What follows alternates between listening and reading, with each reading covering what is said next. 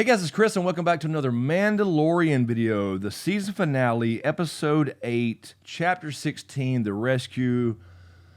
Damn.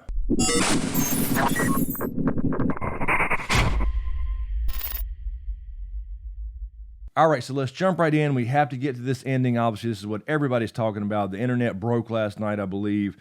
We open up with a classic chase scene. They're chasing the cloner in the Imperial shuttle who's been escorted by two imps. I think this is the most savage Imperial officer I've ever seen, actually. I mean, he's not scared to just blast his damn friend and then stand there and talk shit to Cara Dune with 3 guns in his damn face. But anyway, the cloner, you know, he's not a bad guy in and of himself. He's just kind of working for the Empire because he's probably forced to, and he's glad to give up any information he can on Grogu. So Mando, Boba, and crew take Slave One and head over and meet up with Katan again, and Mando recruits her, basically saying, look, I lost a child, Moff Gideon took him, and he knows that she wants Moff Gideon pretty badly. And here's a really interesting thing is they called out Boba Fett right there. They recognized his voice, or at least she did, as being a clone, and basically told Boba Fett, you're not a real Mandalorian, which he's not, and I'm glad they kind of clarified that because there was some confusion the other week whenever he talked about Jango. Jango apparently did have the armor from somewhere as a foundling, as they mentioned, and fought in the Mandalorian Wars, so maybe he took the creed, maybe he didn't. We're not really 100% sure on that, but that does not make Boba Fett a Mandalorian. He did not take the Mandalorian creed. He just acquired his armor. So I'm kind of glad they clarified that because he did say, I never said I was. And I will say that Bo-Katan in this episode seemed a little bit power hungry. I don't remember her in the Clone Wars. I know she was,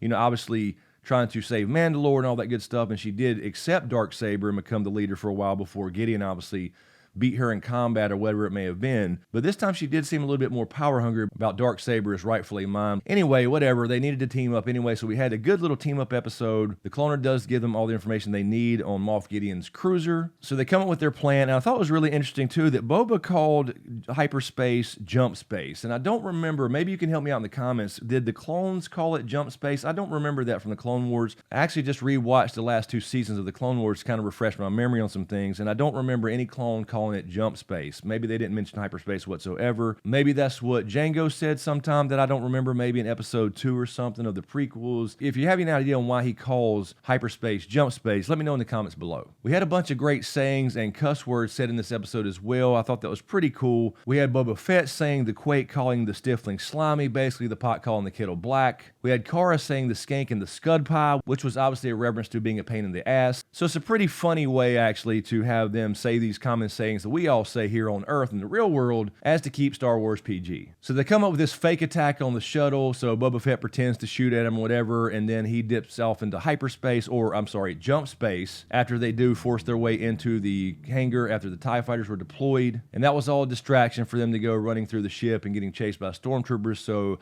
Mando then himself could sneak off by himself and rescue Grogu or baby Yoda. We get a little reference here, or Easter egg in the hallway. We see one of these familiar looking droids we've seen before. We see an RA-7 protocol droid. Now, you may remember a few droids like this. The first one being in episode 4, A New Hope, was 3B6 on the Jawa Sandcrawler. Mando gets down to the Dark Troopers, the hangar they're in, and apparently they take 2 or 3 minutes to charge up. And one makes it through the door Terminator style, and he has a hell of a battle with one of these till he finally pulls out his Beskar steel and sticks it in the fucking neck, when the rest were sucked out into space, but of course, they're droids, they can fly. We get another Star Wars version of a slang saying here, son of a bitch, when Cara says, son of a mud scuffer. So Mando opens the door to baby Yoda, or I'm sorry, Grogu, sitting there with Moff Gideon. He has Darksaber pulled out, and he basically comes to an agreement with him. I thought this was surprising. Of course, it didn't surprise me when he actually was lying about it. The point being is he says, look, I don't really want the child. I just needed his blood.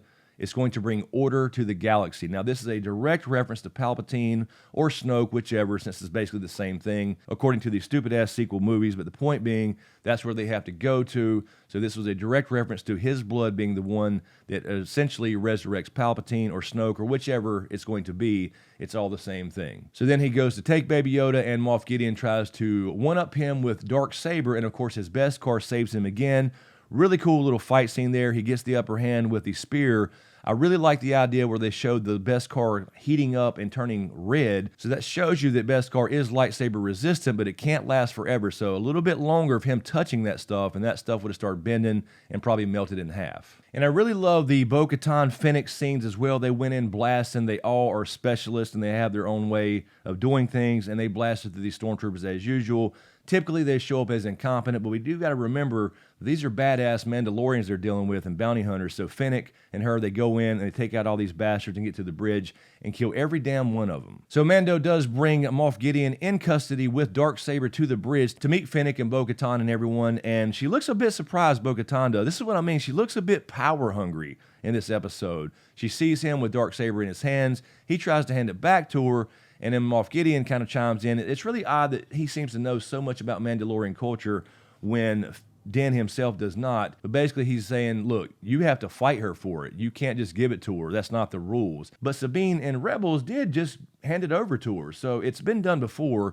So I don't know how they're going to resolve this. He tried to say, look, I yield. You can take it. I don't give a shit about it. I just wanted my boy back, my son, essentially. So I'm not sure why they went that route, but she was like, yeah, he's right. You know, I got to take it back with honor. Otherwise, it's kind of a hollow victory or whatever it may be, and they won't really see me as the ruler of Mandalore. So I guess we'll have to see how they resolve that in Season 3. Then the Dark Troopers make their way back from outer space. They come in, and of course, they start beating down the door. I never really got the whole thing about being scared of droids. I mean, they are just droids, but these are Dark Troopers. They were kind of a big deal in the old canon as well. These are Phase 3 Dark Troopers, so they're blaster resistant and all that stuff. You would think that Stormtroopers would wear that same armor or whatever. Maybe it's just too heavy. I don't know, because it's basically worthless. So, of course, it seems like all hope is lost because Din had trouble killing just one of them, but they're all waiting there with their blasters as the door's being beaten down. And then this rogue X-Wing shows up, and of course, I'm thinking, oh my God, when they didn't answer the hail, I was like, it's him. It's fucking him. I can't believe they did it. We thought this was one of the options that would, come calling for Grogu, but fucking Luke Skywalker shows up and goes through these Dark Troopers like a knife through fucking butter. Anakin style. He was definitely, I'm glad to see that they showed Luke being a badass.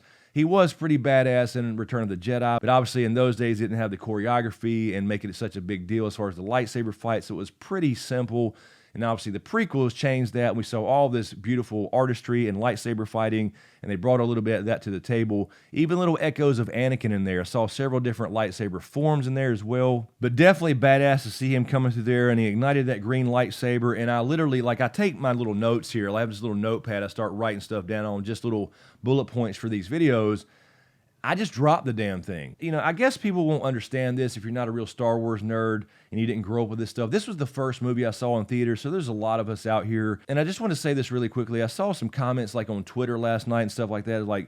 It's just a movie. It's just a show. It's just, a made-up character. It's made up. It's not real. Look, these things meant a lot to a lot of people back in the day, in the late 70s, early 80s and stuff, when these first movies came out. It gave a lot of people dreams and aspirations, so it doesn't matter if it's just fucking made up. This meant a lot to a lot of people, and to see him back in his full form, as opposed to what we got in The Last Jedi, this, old dude who gave up and just went off and hid off on an island somewhere drinking titty milk all day. So yes, we were all a little bit emotional because Luke Skywalker showed up, green lightsaber, whipped that ass, Anakin style just a little bit in there as well. Saw a little shout out to Anakin, his father, who of course becomes Darth Vader, with a little behind the back blaster shot. He comes to the bridge, he takes off the hood, and right there, Luke Skywalker in his prime.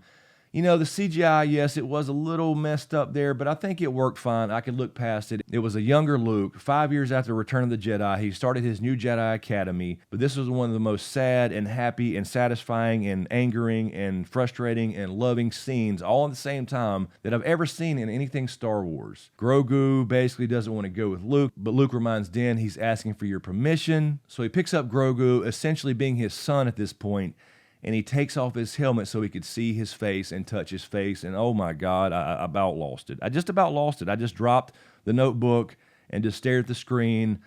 May have had some onions being cut in the house somewhere. I'm not really sure, but that happened, I think. And it was just so touching. R2-D2 shows up too. R2 recognized Grogu because remember, R2 was around when Anakin was around at the Jedi Temple, where Grogu actually came from anyway. So R2-D2 would probably indeed recognize Grogu. So that was definitely a thing because he looked happy to see him like, hey, you're still alive after the Jedi Purge. So that's a little bit of a comfort for us Grogu Baby Yoda fans, which I think it's everybody in the world at this point. He's going with somebody that's going to take care of him, maybe, but at least he has a familiar face and R2 to go with as opposed to just some strange Jedi dude. Anyway, as far as Grogu surviving the Jedi Purge, when Kylo Ren comes around and does that in Episode 7 or before Episode 7 when we get the story, We'll see how they do that. I do think we'll see him again, though, for one reason and one reason alone. Mando did not give him his little ball. And he did purposely pick that up out of the dirt when his damn ship was blown up the other episode.